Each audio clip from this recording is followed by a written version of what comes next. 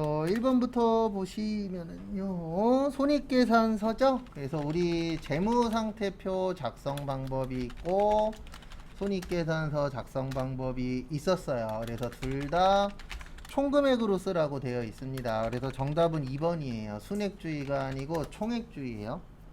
순액의 뜻이 뭐냐면 서로 빼는 거예요. 순수한 금액이잖아요. 근데 그게 아니고 우리나라는 총금액으로 쓰라고 되어 있습니다. 그래서 정답은 2번.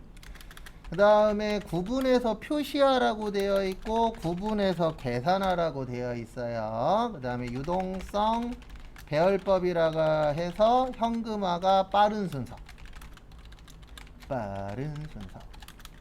그 다음에 비용은 발생주의라 그랬습니다. 그 다음에 우리나라는 1년 기준이고 수익은 실현주의예요.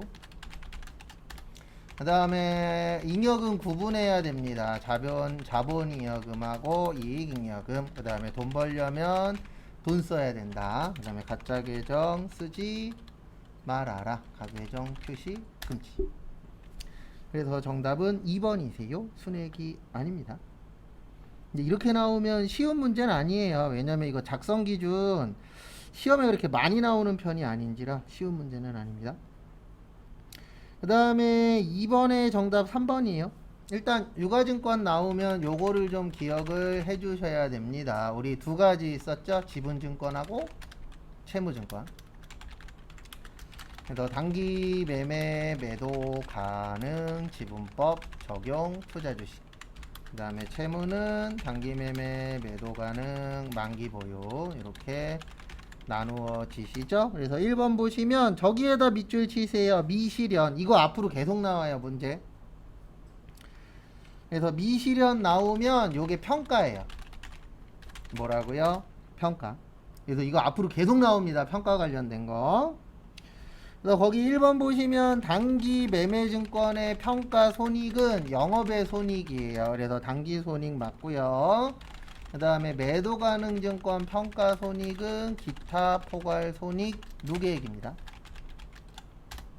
그래서 2번도 맞아요. 그 다음에 4번에 단기가 몇 년 이내죠?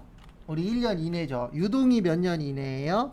1년 이내예요. 그래서 정답은 3번입니다. 만기 보유 증권은 평가 안 해요. 근데 거기 보시면 뭐 공정가치로 평가해요. 이렇게 말이 나왔잖아요. 그래서 틀린 겁니다. 만기 보유 증권은 평가를 안 한다라는 거 참고하세요.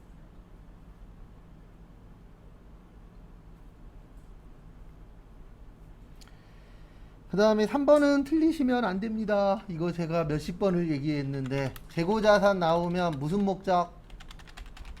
판매 목적이라 그랬잖아요. 이거 기억 못하면 3번은 못 맞춰요. 3번 대빵 쉬운데 기억이 나야 쉬운 겁니다. 그래서 판매 써 있는 거 몇 번이에요? 1번이에요. 나머지는 볼 것도 없어요. 그냥 재고자산 물어보면 판매만 찾으면 돼요. 그래서 정답은 1번. 그 다음에 다음 페이지 4번 보시면 이거는 암기하셨으면 맞출 수 있습니다. 근데 암기 못했으면 못 맞춰요. 우리 교환에 두 가지 있다 그랬습니다. 동종자산 간의 교환은 제공한 자산의 무슨 가액이요? 장부가액. 그 다음에 이종자산 간의 교환은 제공한 자산의 공정가액. 그래서 저기에다 밑줄 치세요. 다른 종류. 우리가 같은 종류는 동종이라고 합니다. 그러면 다른 종류는 뭐예요? 이종이에요. 그래서 이종은 공정이란 말이 들어가야 돼요. 그래서 정답 몇 번이요? 1번. 그리고 절대로 여러분들 하나 알고 계셔야 되는 게 지금 우리 공부하는 거 아니에요. 자격증 시험 준비하는 거지. 공부하고 자격증 시험 준비하는 거하고는 완전히 달라요. 그거에 대해서 잘못 이해하시면 안 됩니다. 공부는 다 잘해야 되는데 자격증 시험은 나오는 것만 잘하면 돼요. 그래서 공부하려고 하지 마세요. 자격증 따려고 노력을 하셔야지. 공부하실 거면 지금 이걸 배우시면 안 돼요. 공부할 거면 대학교를 다시 가야지. 그래서 하라는 것만 잘 기억하시면 됩니다. 그래서 정답은 1번. 그 다음에 5번 요거는 좀 시간이 좀 오래 걸릴 수 있어요. 저기에다 밑줄 치세요. 선입선출법. 일단 선입선출법의 뜻이 뭐죠? 먼저 들어온 게 먼저 나가는 겁니다. 그래서 이 문제 이렇게 푸는 거예요. 저기에다 동그라미 치세요. 매출의 20개. 그러면 지금부터 몇 개를 파는 거예요? 20개를 파는 겁니다. 근데 선입선출법이니까 위에서부터 팔아요? 밑에서부터 팔아요? 위에서부터 파는 거예요. 왜냐면 먼저 들어온 거 먼저 파니까. 그럼 결론적으로는 이렇게 남아요. 1월 1일 거 다 팔리죠? 맞죠? 10개니까. 그 다음에 3월 14일 거에서 10개 팔리면 요렇게 남아요. 20개에 12만원. 그래서 요게 240만원. 그 다음에 10개에 11만원 해서 얼마 남아요? 110만원. 그래서 선입선출법은 350입니다. 그래서 정답은 몇 번 아니면 몇 번이에요? 3번 아니면 4번이에요. 그 다음에 총평균법 구하는 방법 알려드릴게요. 앞에 보세요. 총평균법은 매출을 제외한 나머지를 평균 내는 거예요. 여러분들 이해하기 편하게 적어드린 겁니다. 원래는 이 뜻은 아니에요. 총평균법이. 근데 일단 우리는 큰 틀만 잡으면 되니까. 그래서 매출을 빼면 이렇게 됩니다. 어떻게 되냐면 10개에 10만원이면 100만원 나오고요. 그 다음에 30개에 12만원이면 360 나오고요. 마지막으로 10개에 11만원이면 110만원 나와요. 그래서 결론은 50개에 570 나옵니다. 요거를 나누어 주면, 그리고 뭐가 필요하다고요? 계산기. 그리고 이해 안 되시면 물어보세요. 그러면 알려드릴 테니까. 그러면 하나당 11만 4천원 나와요. 그래서 답은 어떻게 되냐면 요거는 이해를 하셔야 돼요. 몇 개 팔았다고요 우리? 20개 팔았다 그랬잖아요. 몇 개 팔았어요? 20개. 그러면 50개에서 20개 팔면 몇 개 남았죠? 30개 남았죠. 그래서 30개 곱하기 하나당 얼마라고요? 11만 4천원 하시면 얼마 나오냐면 342만원 나와요. 그래서 정답은 3번인데, 이런 문제는 3번이냐가 중요한 게 아니고 선입선출법과 총평균법 계산을 할 줄 알아야 됩니다. 그래서 헷갈리시는 분들은 언제든지 오세요. 그러면 바로바로 알려드릴 겁니다. 그 다음에 6번은 저기에다가 밑줄 쳐주세요. 두 번째 줄에 단기 투자를 목적으로 삼한전자의 주식을 매입. 그 다음에 저기 첫 번째 줄에 상환기간 2년에다 밑줄 치세요. 그러면 이거는 아셔야 됩니다. 단기와 장기의 차이점이 뭐죠? 몇 년 기준이에요? 1년 기준이에요. 1년보다 길면 뭐예요? 장기. 그래서 정답은 3번. 단기 아니잖아요. 몇 년짜리 빌렸어요? 2년짜리. 그럼 몇 년보다 길어요? 1년보다 길죠? 그래서 개정 과목이 아닌 것이에요. 그 다음에 저기 이자율 연 몇 프로라고 되어 있죠? 12%. 그러면 12%로 줘야 되니까 이자 줘야 돼요? 안 줘야 돼요? 줘야 되죠? 그래서 정답은 3번입니다. 왜냐하면 상환기간이 몇 년이니까? 2년이니까. 그래서 1년보다 길다. 그 다음에 우리가 1년 이내에 사고 파는 걸 단기매매증권이라고 하고요. 그 다음에 요것도 좀 알고 계세요. 비싸게 팔면 단기매매증권 처분이익, 싸게 팔면요 처분 손실. 그것도 간혹가다 분계 문제로 나오니까 그것도 좀 알고 계시기 바랍니다. 그래서 정답은 3번. 그리고 지금부터 푸실 때 채점하세요. 참고로 요번 주의 목표는요, 한 번이라도 50점 넘기가 목표입니다. 아직 70점이 목표는 아니에요. 여러분들 일반적으로. 그래서 다음 주 월요일까지 기출문제 풀 건데, 다음 주 월요일까지 기출문제 푸는 것 중에서 한 번이라도 50점 넘으면 수업 잘 듣고 있는 거예요. 남은 기간 동안에 20점 정도는 충분히 올릴 수 있어요. 그 대신 전제 조건은 꾸준히 푸신다라는 전제하에. 그 다음에 7번은 저기에다가 밑줄 좀 쳐주세요. 대손충당금. 그리고 앞에 보십시오. 우리 이거 외웠잖아요. 대손충당금은 무슨 법? 보충법. 그 다음에 대손상각비하고 기타의 대손상각비가 있다. 그래서 대손상각비는 어디에서 쓴다고요? 매출 채권, 외상매출금하고 바드럼, 그래서 판매비와 관리비. 그 다음에 기타는 매출 채권이 아닐 때 대여금하고 미수금, 영업 외비용. 그래서 거기 보세요. 5천만 원에 몇 프로요?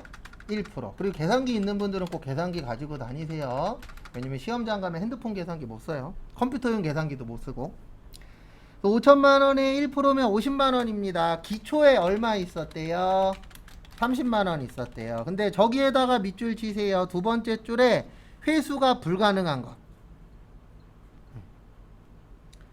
그래서 회수 불가능한 15만 원 무슨 처리하셨대요? 대손 처리하셨대요. 그러면 30만 원 있었는데 15만 원 썼으니까 얼마 남았죠? 15만 원 남았죠. 근데 우리가 필요한 거는 15만 원이에요? 50만 원이에요? 50만 원이에요. 그러면 15만 원이 50만 원 되려면 얼마 부족하죠? 35만 원 부족하죠? 그래서 정답 몇 번이요? 2번. 그러니까 여기에서 키포인트는 요게 뭔지 이해를 하셔야 돼요. 보충법. 보충법의 뜻이 뭐냐면 모자른 것만큼 뭐 해주는 거예요? 채워주는 거예요. 그래서 원래는 5천만 원에 1%였으면 50만 원이었잖아요. 근데 기초에 얼마 있었죠? 30. 근데 얼마 못 받게 됐다고요?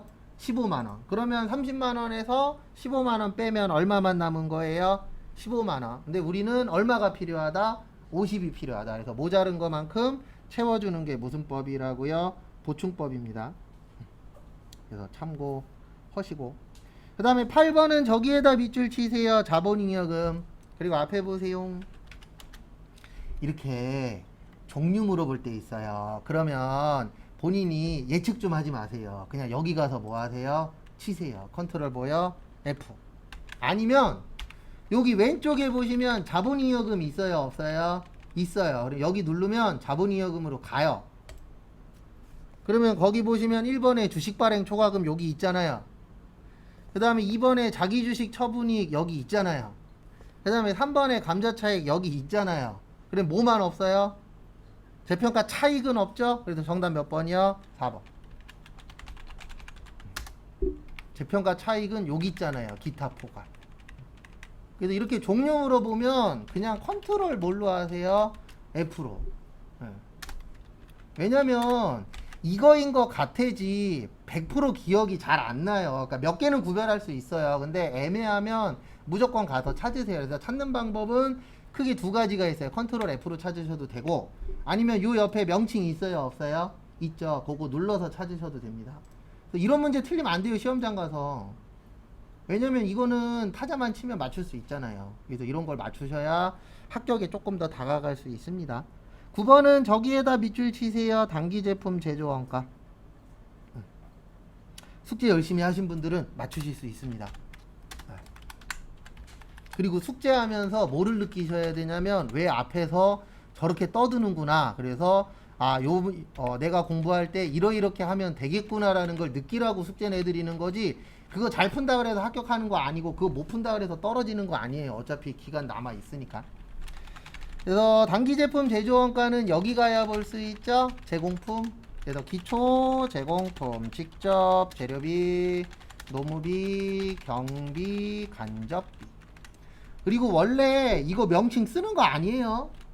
시험장 가서 이거 쓸 시간이 어디 있어요. 숫자만 쓰기도 바빠 죽겠는데.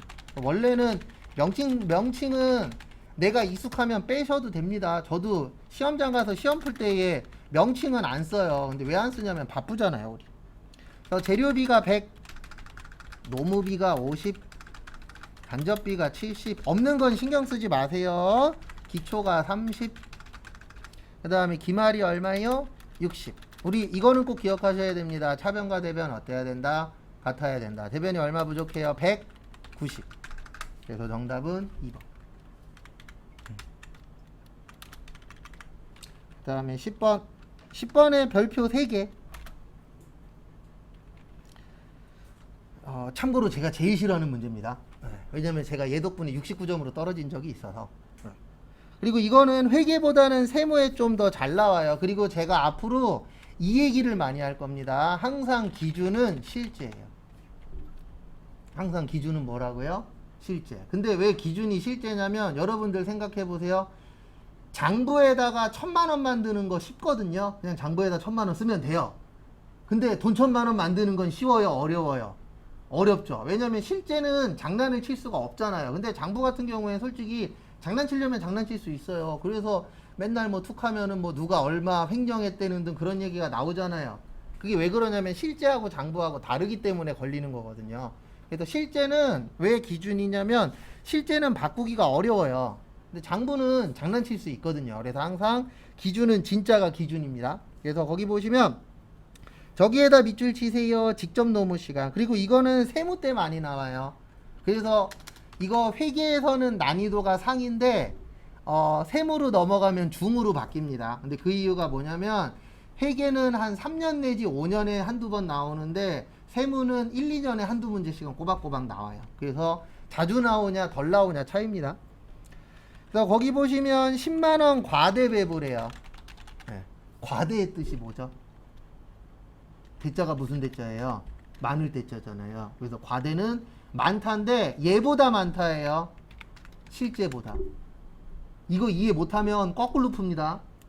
제가 거꾸로 풀어갖고 69점으로 떨어졌어요. 여러분들한테 공부하라고 얘기하는 게 딴 것 때문 아니에요. 69점으로 한번 떨어져 보세요. 얼마나 기분이 좋은지 아시게 될 거니까.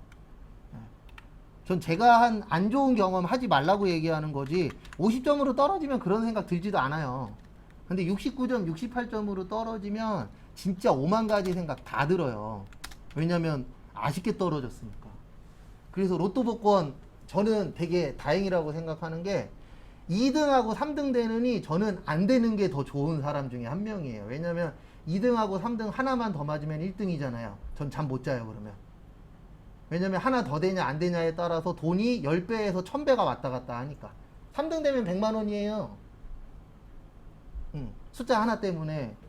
2등 되면 1억이에요. 숫자 하나 때문에.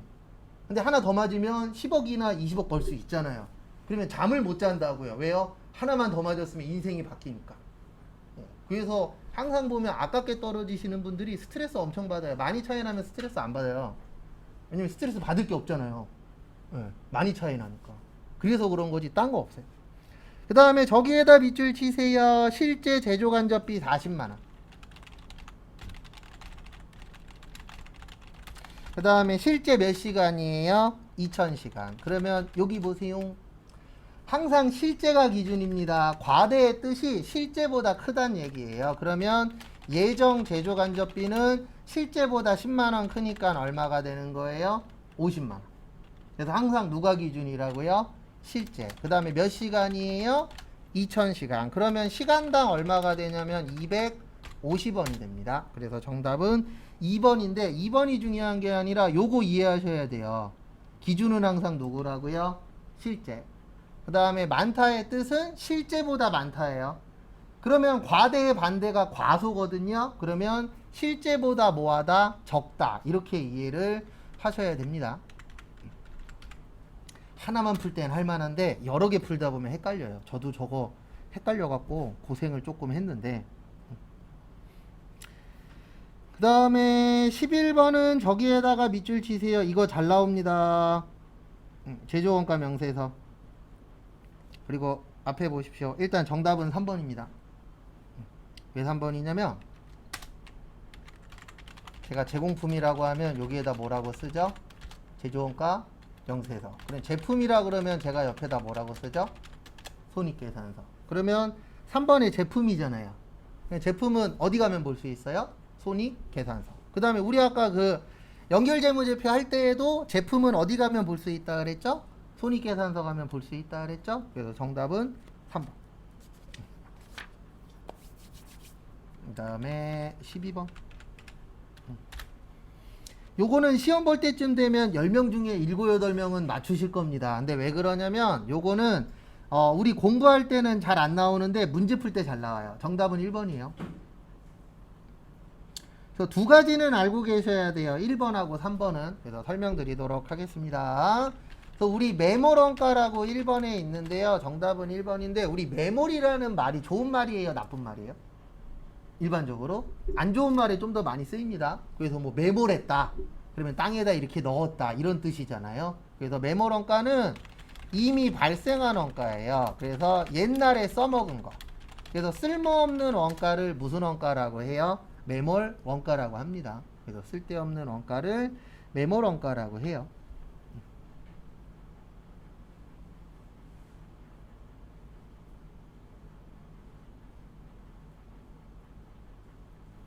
그 다음에 3번에 기회비용.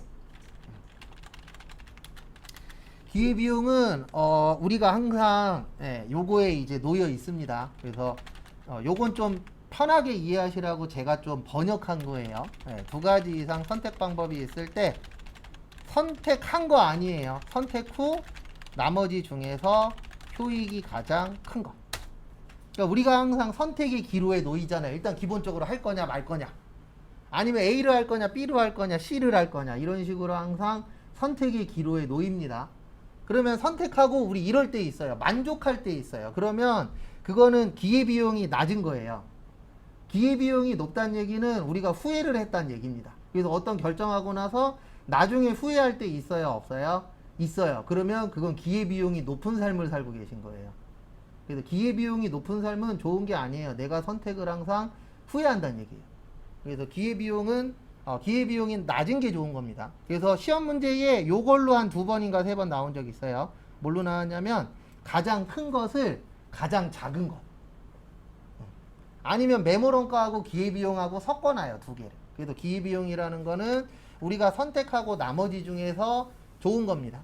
그래서 우리가 후회를 한다 그러면은 기회비용이 높다는 얘기예요. 왜냐면 내가 선택을 잘못한 거니까.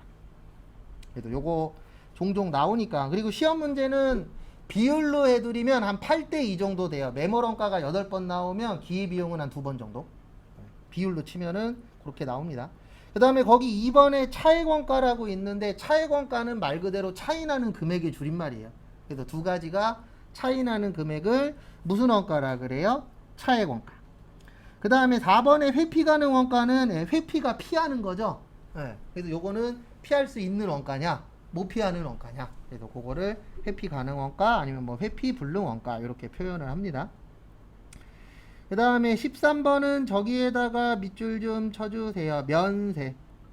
그리고 앞에 보십시오. 제가 앞으로 면세 나오면 이렇게 적어 드릴 겁니다. 면세는 일단 불완전 면세 제도고요.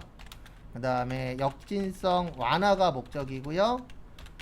그 다음에 지금처럼 종류 물어볼 때는 요거를 생각하셔야 돼요. 기초생활 필수품.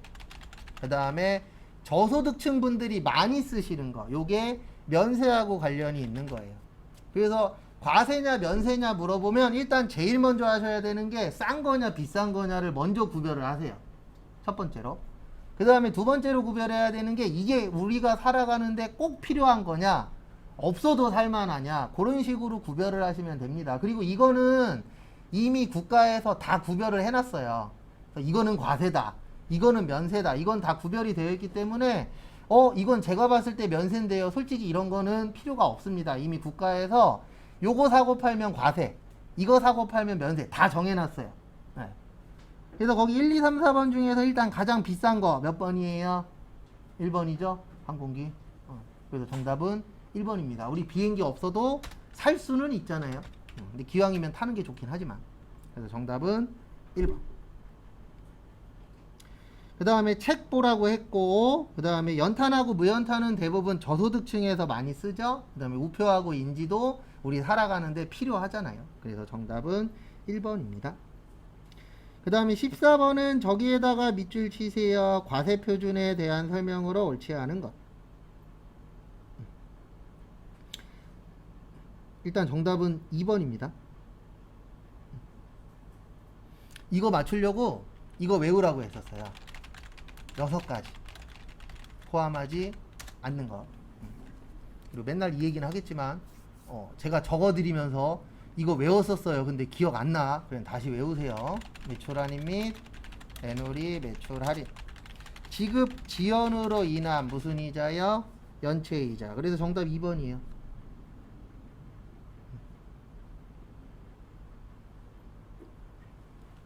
그러니까 자격증 시험은 어쩔 수 없이 문제를 잘 푸냐예요. 여러분들이 얼만큼 많이 알고 있느냐랑은 전혀 상관이 없어요. 그냥 문제 잘 풀면 자격증 받는 거고, 문제 못 풀면 자격증 못 받는 거지, 내가 얼마나 알고 있느냐하고는 상관이 없어요. 그 다음에 매출할인 매누리 매출할인 지급지연으로 인한 연체이자 국고보조금과 공공보조금. 근데 요거는 간접이에요. 그 다음에 도달되기 전에 파손, 훼손 또는 멸실된 경우 용기회수 보증금, 종업원, 봉사료. 1번은 세무 때 배워요. 대손금 관련돼서는. 그 다음에 일반적으로 금액이 없으면 3번처럼 시가로 봅니다. 시중가격.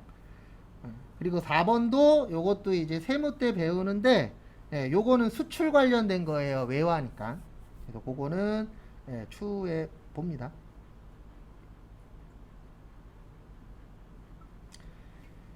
그 다음에 15번 사업자 등록 정답은 일단 1번이에요. 요것도 문제 풀면서 여러 번 적어 드릴 건데요. 사업자 등록증 신청은 사업 개시일로부터 20일 이내에요. 그 다음에 단 사업 개시일 전이라도 신청 가능하고요. 여기에는 안 나와 있는데 2일 이내에 발행해 주게끔 되어 있습니다. 작년까지 3일이었는데 올해부터 2일로 바뀌었어요. 그러니까 신청하면 이틀 안에는 줘야 돼요. 국가에서.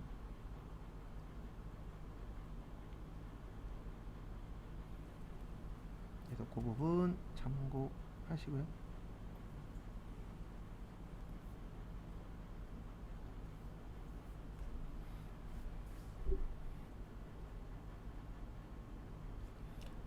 그래서 참고하시고. 그래서 1번 맞습니다. 그 다음에 2번이 틀린 이유는 사업 개시일 전이라도 신청 가능해요. 그리고 3번은 저기에다 밑줄 치세요. 3월 25일. 그리고 앞에 보세요. 이거 기억나실지 모르겠지만 이거 빨리 외우세요. 일기 예정은 1월 1일부터 언제까지라 그랬어요? 3월 31일까지라고 했죠? 근데 그분 몇 월 며칠 날 신청했대요? 3월 25일이죠? 그러면 이분은 3월 25일부터 3월 31일까지 신고하셔야 돼요.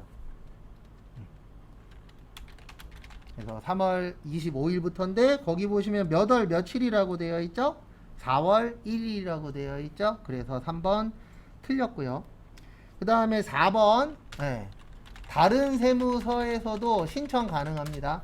대한민국이 발전되어 있는 것 중에 하나가 통신시설이잖아요. 외국도 많이 좋아졌어요. 지금은. 과거에는 거의 탑급이었는데 지금은 이제 외국하고 우리나라하고 아주 큰 차이는 없습니다. 그래도 대한민국이 그래도 저기 인터넷 보급률이 90%예요. 100% 아닙니다.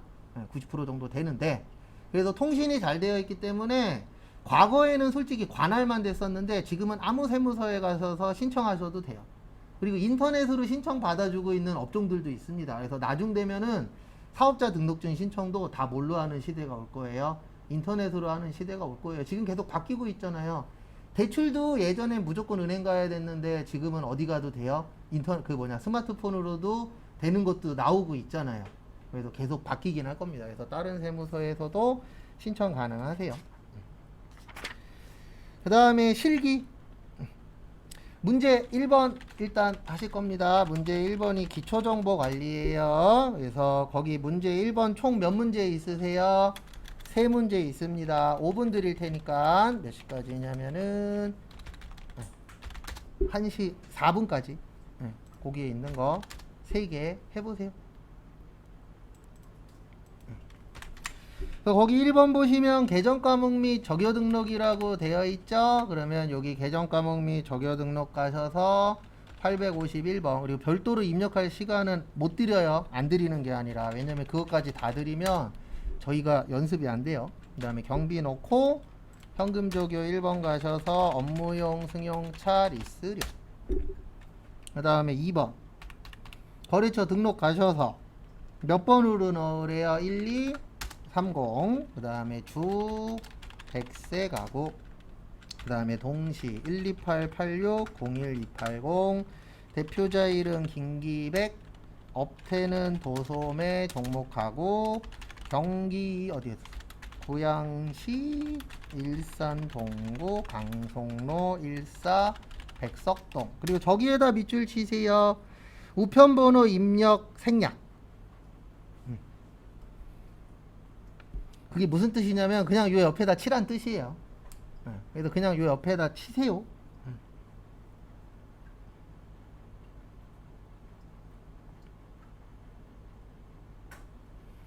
그래서 참고하시고.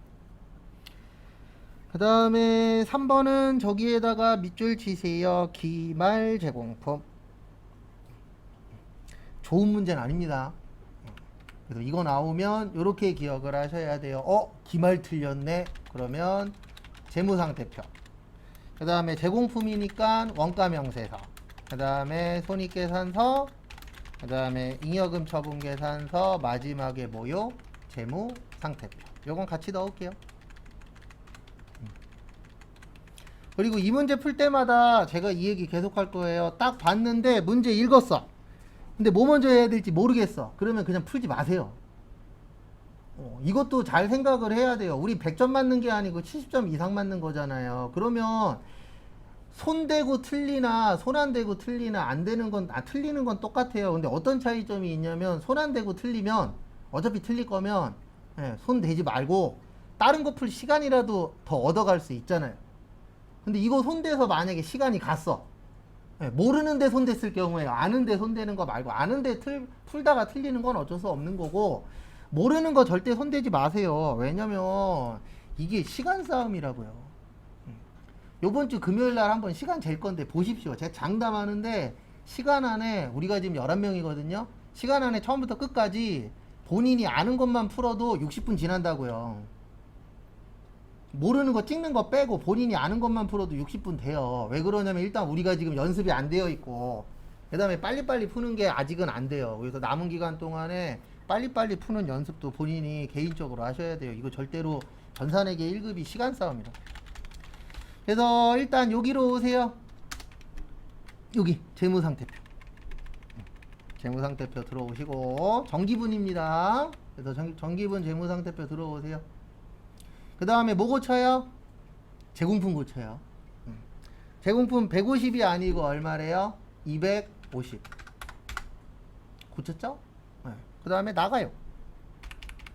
그 다음에 이제 어디로 간다고요? 정기분 원가명세서. 네.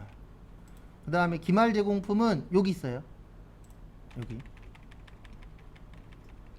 그러니까 어디에 있는 것도 중요해요. 왜냐면 이거 찾는 것도 시간 오래 걸리시는 분들이 있거든요. 그러면 다 그것도 시간 싸움이기 때문에 어디에 뭐 있는지도 중요합니다. 그러면 기말 제공품 250 맞아요? 틀려요? 맞죠? 그러면 그 다음에 이제 누구 적는 거라고요? 단기 제품 제조원가. 그러니까 저하고 여러분들의 차이는 딱 하나예요. 저는 몇십 년 동안 해서 요거 틀리면 어디에 있고 얘는 어디 가서 고치고 이럴 때는 못 치고 이거를 아는 거고 여러분들은 이제 한 달 됐잖아요. 한 달 됐으니까 이제 그냥 조금 요거는 요런 식으로 하는 거구나. 아직은 안 익숙해요. 그래서 여기 보시면 단기 제품 제조 원가 얼마 적어요? 8,132만원. 그러면 이제 원가 명세서는 끝났습니다. 그 다음에 이제 어디로 가요? 손익 계산서. 그래서 손익 계산서 오셔서 여기 가면 있다 그랬어요. 제품 매출 원가. 그 다음에 우리가 아까 적은 건 8,132만원입니다. 근데 여기는 얼마로 되어 있어요? 8,200으로 되어 있어요. 그럼 요걸 얼마로 고쳐요? 8,132만원. 그리고 틀렸더라도 듣기에는 좀 더 편할 거예요. 오늘 연습을 해서. 그러면 된 거예요. 조금씩 늘리면 되죠. 오늘 틀렸다 그래서 내일 틀리는 것도 아니잖아요.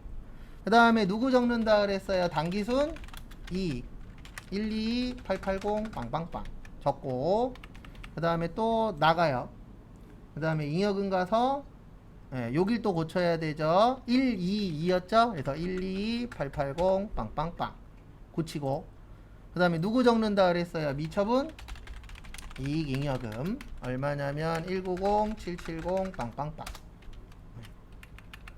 그래서 여기 보시면 재무상태표 가셔서 이 고쳐야 되죠. 190770 빵빵빵. 대차 차익 떠요 안 떠요? 안 뜨죠? 그러면 4점. 거기 써 있잖아요. 4점이라고. 근데 이거 사람마다 다 다릅니다. 어떤 분은 금방 적응하시는 분도 있고 어떤 분은 적응하는데 좀 더 시간이 걸리는 분들도 있어요. 그건 잘못된 게 아니에요. 왜냐면 사람마다 이해력도 다 다르니까. 근데 시험 볼 때까지 10월 초까지는 이해해야 돼요. 그래야 시험 볼 수 있으니까. 그 다음에 내일 맞추긴 할 건데 거기 일반 전표 저기 총 6개 있어요. 몇 개 있어요? 6개. 모르겠는 건 하지 마시고, 모르겠는 거는 배워서 앞으로 하면 되니까 본인이 할 수 있는 거 있죠? 그래서 그거 하시고, 그 다음에 본인이 적으신 거는 꼭 입력까지 하세요. 맞추기는 내일 맞추긴 할 겁니다. 그래서 20분까지 일반 전표 붕괴하시고 등록까지 해보세요.